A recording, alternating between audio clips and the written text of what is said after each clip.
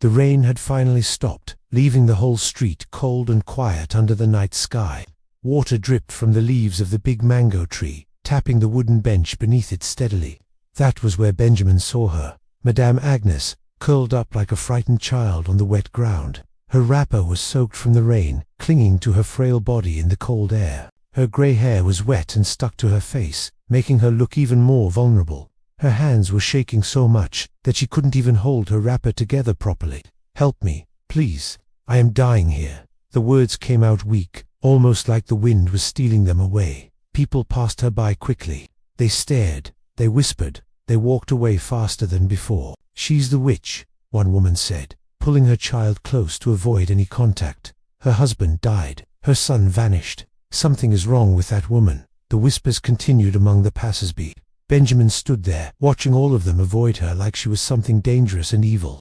But he didn't see a witch at all. He saw a lonely old woman who looked like she had been fighting life all by herself. His heart squeezed tightly in his chest. He could not walk away from her suffering like everyone else did. He stepped closer to her slowly. When she turned her weak eyes to him, something inside him broke completely. Without saying a word, Benjamin pulled off his brown coat, the only thing he had to keep him warm at night. He wrapped it around her shoulders gently, providing some immediate warmth against the cold. She gasped softly as the warmth touched her cold skin, bringing a bit of relief. Her fingers held onto the coat like it was the only safe thing left in the world for her. Benjamin knelt down in front of her, his knees touching the wet ground without hesitation. "Ma, let me take you home," he said quietly, offering his help sincerely. I cannot walk," she whispered back, her voice barely audible in the quiet street. "I will carry you," he replied firmly, determined to help her no matter what. He slid his arms under her body and lifted her up carefully from the bench. She was so light he felt the bones in her back pressing against his arms. People stared again at the unusual sight. Some shook their heads in disapproval. Some whispered among themselves, "Benjamin doesn't fear," one person muttered. Some even laughed mockingly. But Benjamin didn't stop or pay attention to their reactions at all. He carried her past the small shops lining the street, ignoring the curious glances. He walked past the mudders and the mechanics shouting at his apprentices loudly. He continued until he reached his own street, a small, quiet place with peeling walls and cracked windows. He pushed his room door open with his shoulder, struggling a bit with her weight. Inside, the room was tiny and simple. A thin mattress on the floor, a cracked window that let the cold air in freely.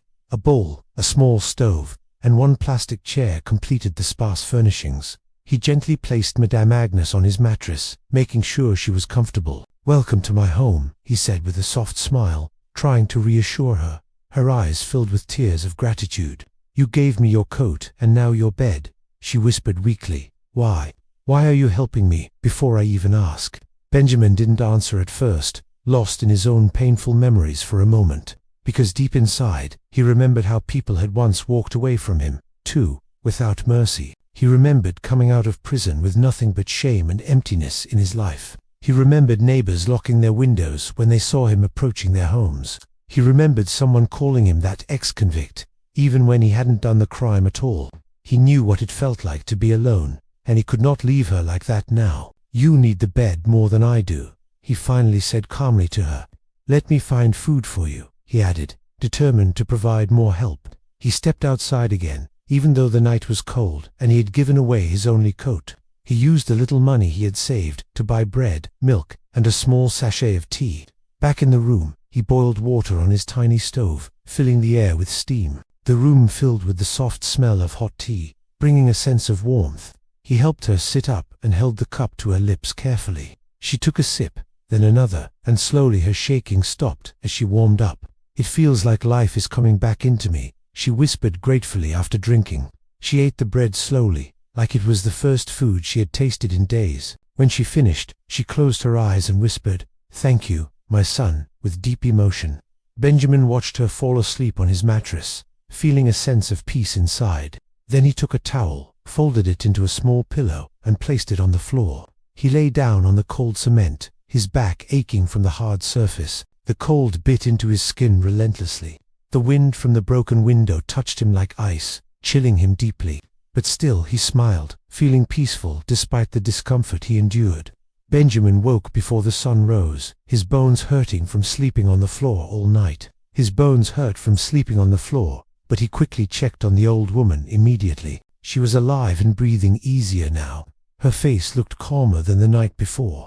He smiled and rushed to prepare water for her to wash her face gently. When she woke up, she stared at the room in shock, realizing what had happened. "You slept on the floor?" she asked, her voice filled with concern and surprise. "Yes, Ma," he replied simply, without any complaint in his tone. "For me?" she questioned again, tears welling up in her eyes from gratitude. Benjamin nodded affirmatively, confirming his selfless act for her comfort and well-being. Madame Agnes covered her mouth with her shaky fingers as tears fell down her cheeks.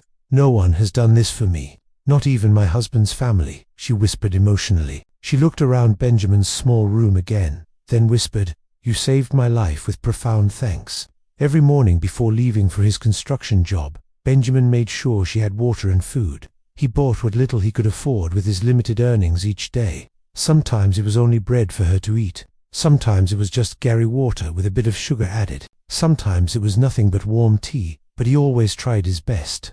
Madame Agnes grew stronger day by day under his care and kindness. She told him how her husband Silas had died in a taxi accident, tragically, how their only son Henry vanished 10 years ago without any trace, how people accused her of witchcraft and shunned her completely, how she was thrown out to suffer alone on the streets mercilessly.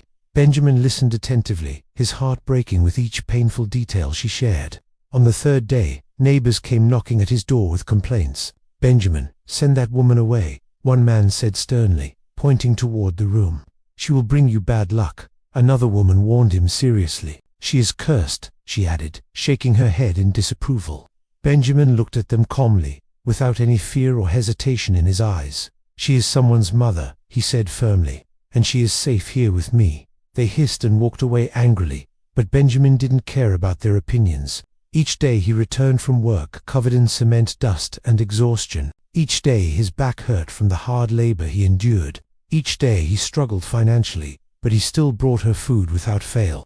On the fourth day it had rained again that afternoon, making everything wet. Benjamin returned home tired, hungry, and with jollof rice and chicken in his hand. He bought it with the last money he had for the week ahead. He smiled, thinking of how happy she would be to smell the jollof aroma. He reached his door and froze suddenly, hearing a strong knock from outside. Not a soft knock, not a neighbor's tap, something stronger and more insistent. Benjamin held the nylon of rice tighter and slowly opened the door, cautiously. His mouth fell open in surprise at the sight before him. Black SUVs, bodyguards in suits, men with dark glasses stood outside his tiny cracked building. A handsome man in an expensive suit standing in the middle of them all. The man looked straight at Benjamin with intense emotion in his eyes. "Are you Benjamin?" he asked, voice shaking a little with anticipation. Benjamin nodded slowly, unsure of what was happening in that moment. "My name is Henry," he said. "I am looking for my mother right now. Someone told me you took her in," he explained quickly to Benjamin. Benjamin's breath caught in his throat. "Wait, mother, could it be?" he thought silently. Henry stepped closer, tears gathering in his eyes as he spoke urgently. "Please," he whispered, "is my mother here? Her name is Agnes, Madame Agnes." Benjamin felt his heart drop with the realization hitting him hard. He turned to look at the door of his tiny room behind him.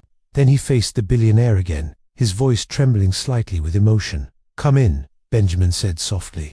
"Come and see her for yourself now." And as Henry stepped into his tiny room full of peeling paint and cement smell, Benjamin had no idea that his life, his hunger, his struggles, his pain was about to end forever.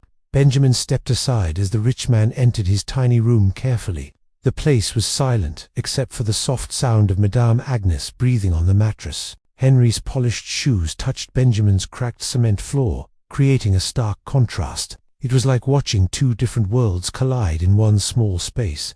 One world full of struggle and pain, the other full of wealth and power. Henry took one slow step, then another, approaching the mattress cautiously. Benjamin's heart was beating so loudly he could hear it in his ears. He didn't know what would happen next in this unexpected reunion. Would Henry accuse him falsely? Would he think Benjamin did something to his mother harmfully? Anything was possible in that tense moment of uncertainty. The bodyguard stood outside, hands folded, eyes sharp and vigilant as always. Henry stopped beside the mattress where his mother lay quietly sleeping. For a moment, he didn't move at all, just staring in disbelief. His breath shook with emotion. His eyes slowly filled with tears of joy and sorrow. Then, with a trembling voice, he whispered, "Mama," calling her softly. Madame Anis's eyelids opened slowly, like someone waking from a long dream gradually. Her weak eyes focused on the tall man kneeling in front of her now. Her mouth fell open in shock. She blinked fast as if she didn't believe what she was seeing. "Henry," she said in a tiny, shaky voice, recognizing her son immediately. Henry dropped to his knees beside her, his expensive suit touching the rough floor, but he didn't care about the dirt or his appearance at all. He held his mother's thin hands and pressed his forehead to them gently. "Mama, it's me," he sobbed emotionally. "It's Henry. I didn't die. I didn't disappear forever. I went to Europe. I wanted to make you proud," he explained through his tears. Madame Agnes gasped loudly in surprise and relief at his words. Her hands flew to his face, touching his cheeks, his forehead, his chin repeatedly. She kept touching him again and again, like she needed her fingers to confirm that he was real. "You are alive," she whispered in awe. "My child, my only child, you are alive." She broke into tears. Henry pulled her into his arms and held her tightly with all his strength, like he feared she would disappear again if he let go even slightly. "I came back 1 month ago," he said, through tears streaming down his face. "I searched everywhere. I thought maybe you moved to another place. Someone finally told me. Benjamin took a week-old woman home. So, I came." Benjamin stood at the corner, frozen in place, watching the emotional reunion unfold. He didn't know if he should step out or stay or speak at all. His heart was full of shock, full of relief, full of something he had not felt in years' hope. Then Henry looked up, his eyes red but burning with questions for his mother. "Mama, where is Papa?" he asked softly, dreading the answer he might hear. The room became cold with tension. Madame Agnes let out a small cry and touched Henry's cheek again tenderly. "Silas, your father, he is gone," she whispered sadly to her son. Henry froze in place. "Gone? He died?" he questioned, his voice breaking with grief. She whispered yes, confirming the painful truth he had feared all along.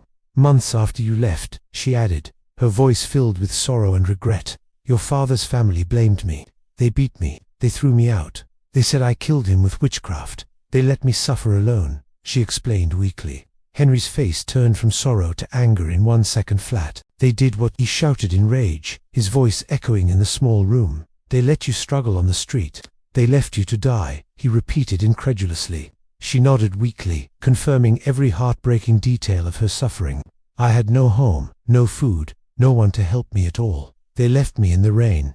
They left me to die under the mango tree. If not for this young man," she pointed at Benjamin with a trembling hand, "I would not be alive today," she said gratefully. Henry turned his head toward Benjamin. Their eyes met in a moment of deep understanding. Benjamin felt like he was standing before a king, powerful and commanding. Henry stood up quietly and walked to him with purpose in his steps. His face was wet with tears, but his voice was steady and firm. "You took her in," he said appreciatively. "You covered her, you fed her, you carried her to safety. You did what even her family refused to do." Benjamin swallowed hard, feeling overwhelmed by the praise and gratitude. I just did what felt right," he said softly in response. Henry shook his head firmly. "No," he said, "you did more than right. You saved my mother's life completely." He stretched out his hand toward Benjamin in a gesture of respect. Benjamin looked at it, confused, unsure of what to do next. Henry smiled a warm, grateful smile. "Thank you," Henry whispered sincerely. "Thank you for saving the woman who gave me life." Benjamin didn't know how to react to such profound thanks from him. He slowly took Henry's hand and shook it firmly, feeling the connection. For a moment, it felt like peace filled the whole room around them. Then Henry turned to his bodyguards outside the door, issuing commands. "Bring the car close," Henry commanded authoritatively.